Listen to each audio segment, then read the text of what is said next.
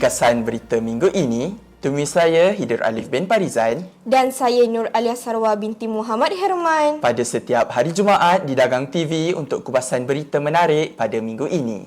Kami bersiaran secara langsung di bilik berita Studio C College Vocational Perdagangan. Antara berita menarik pada minggu ini, Majlis Penyerahan Watika Pelantikan MPP 2025-2026. Permohonan kemasukan program SRDN McDonald's ambilan 2025. Pertandingan bola tampar perempuan MSSDGB 2025.